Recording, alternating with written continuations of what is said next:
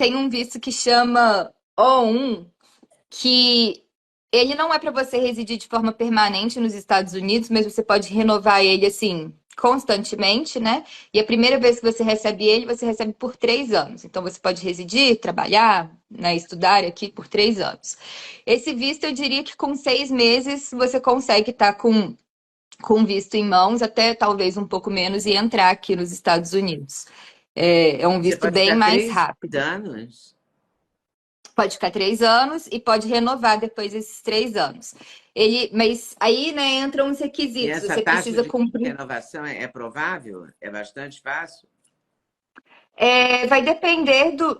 Por que que acontece? O O1 você vem para os Estados Unidos para desempenhar um trabalho X ou para empreender numa área Y.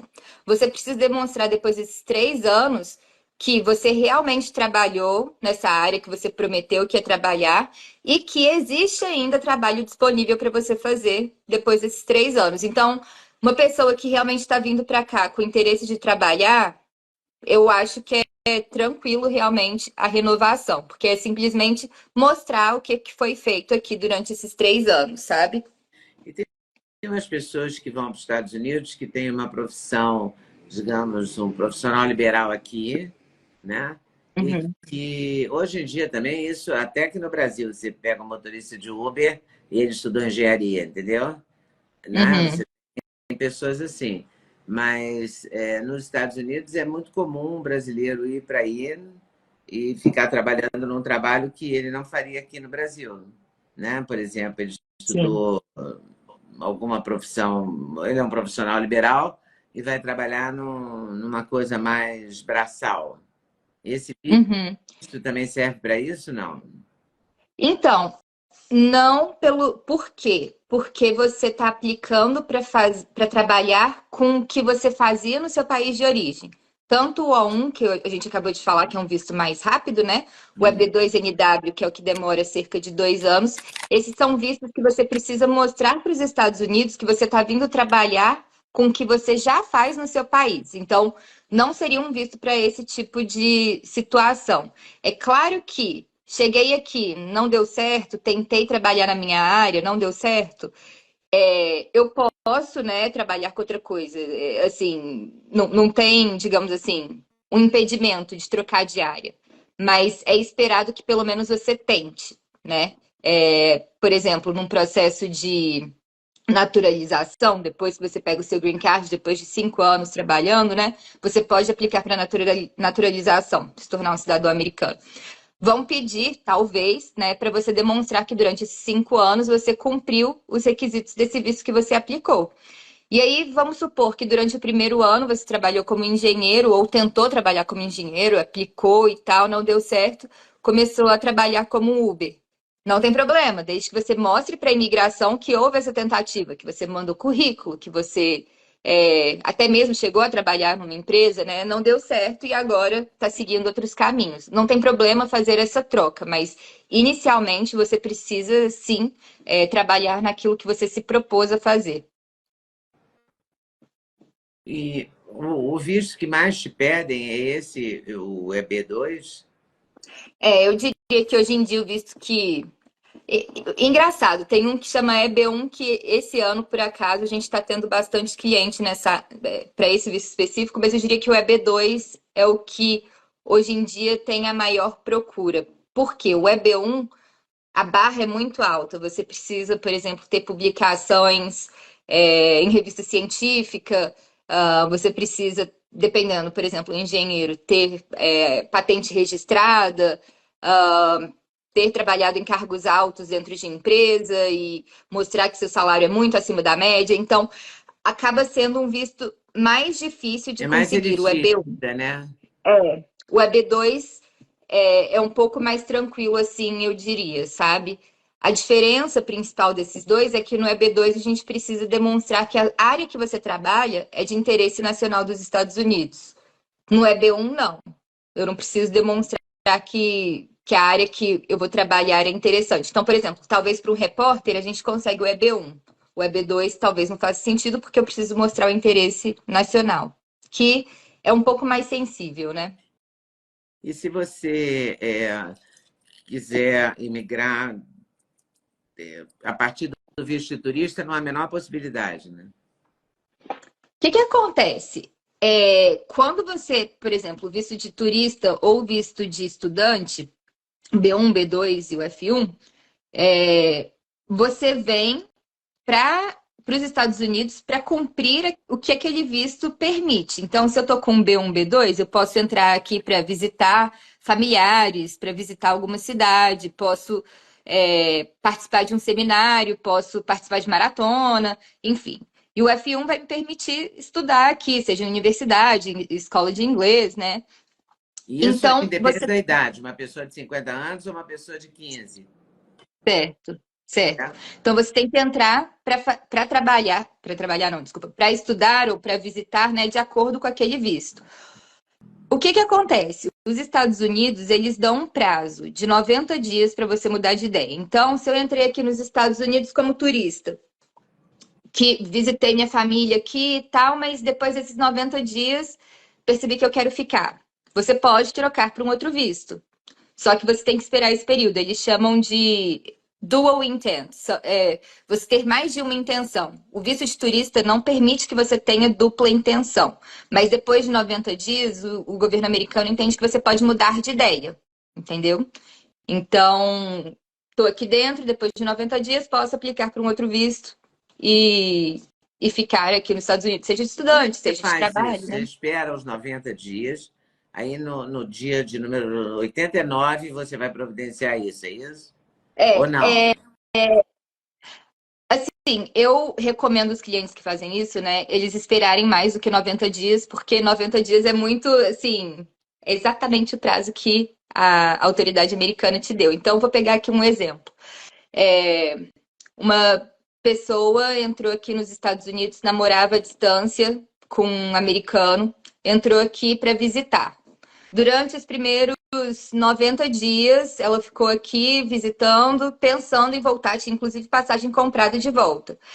Mas depois sei lá, de 100 dias aqui dentro do país, eles decidiram casar.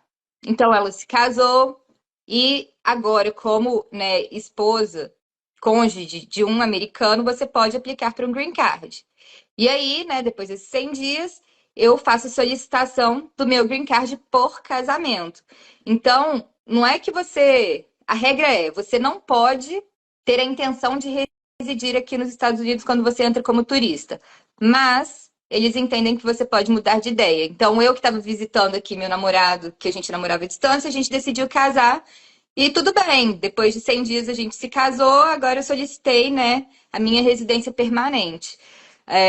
Mas é um prazo que é bem sensível, porque a autoridade americana pode entender que, por exemplo, se você é, se casou, digamos, dentro dos primeiros 30 dias, eles vão entender que, na verdade, a sua intenção, quando você entrou como turista, era casar e não visitar, né?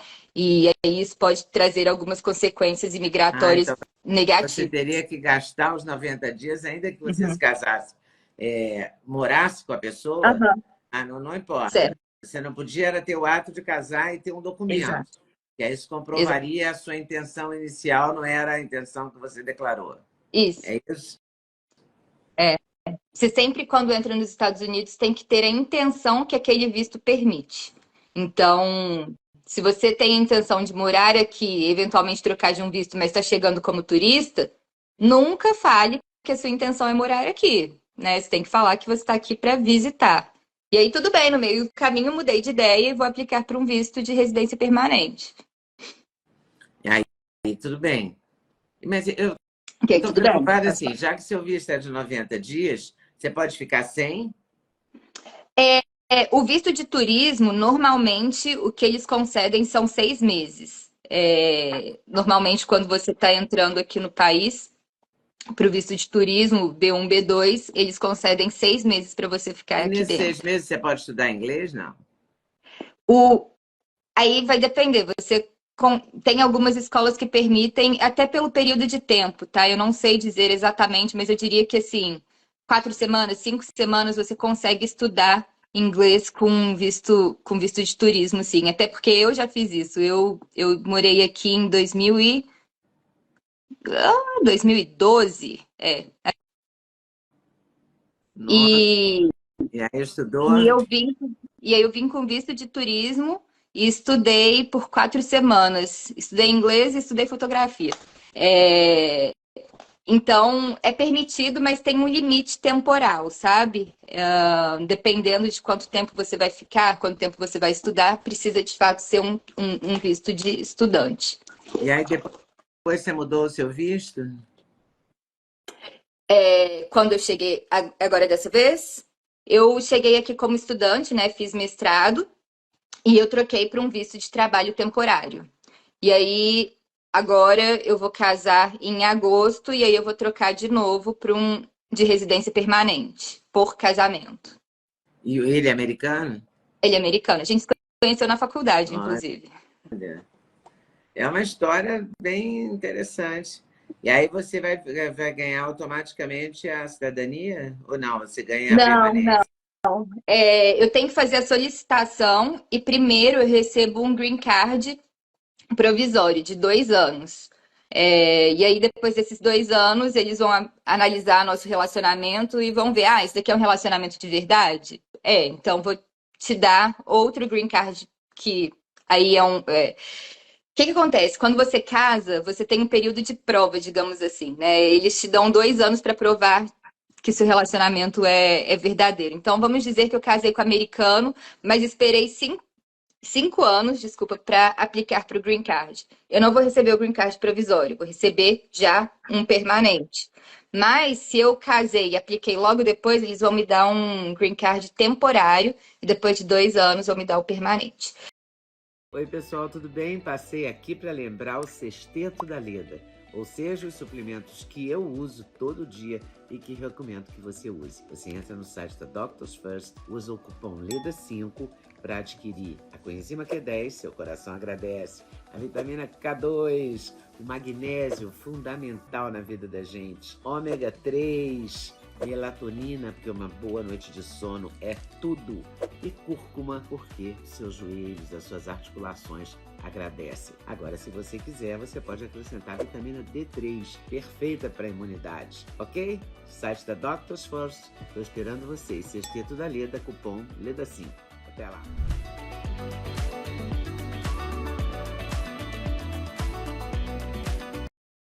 Gostou do corte que você acabou de ver? Vale a pena conferir com certeza, né? Então vai conferir muitos outros cortes no canal de cortes Leda Nagli. É claro que a entrevista completa você vai conferir no YouTube Leda Nagli, canal Leda Nagli do YouTube, você não pode perder de jeito nenhum. Valeu, tô te esperando, hein? Vem nessa!